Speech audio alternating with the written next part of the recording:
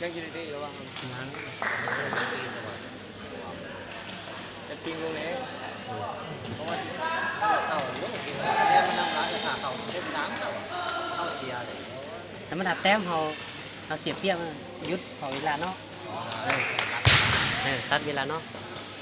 แล้วมา11 12ตอนเท่าตอนใกล้เขาจะเอาน้ำที่เท่านั้นตัวต้องขอเวลาเนาะ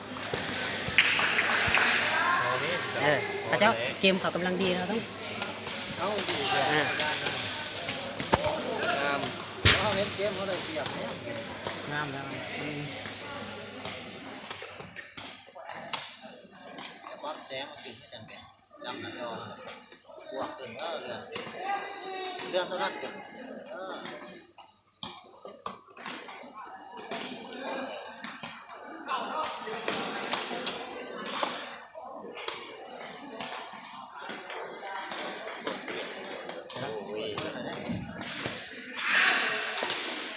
เราจิ้มเช็ดจำแล้วฮะพอแล้ว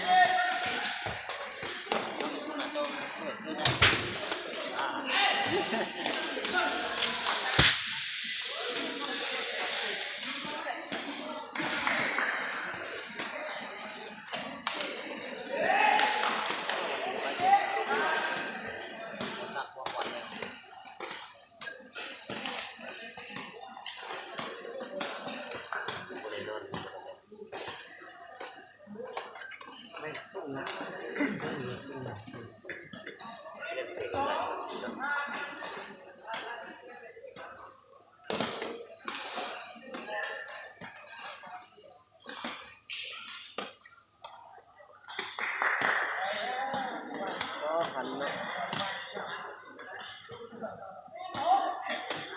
ข้าวเสือบุผ่านด้วยวะแม่เสือวะ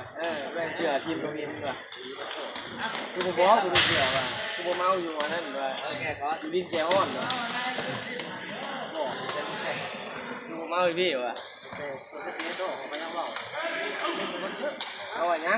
งมีอีกเขาว่ามีเทียนเนอร์อันนี้ทุก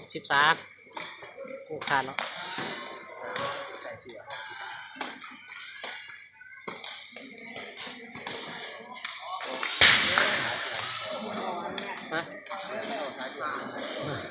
โอ้ก็เสือเอามาดีกว่ามีกระตีเลย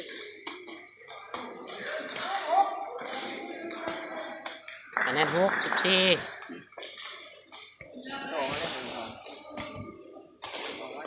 โอ้ยเรายืนไอ้เบอร์จริงหา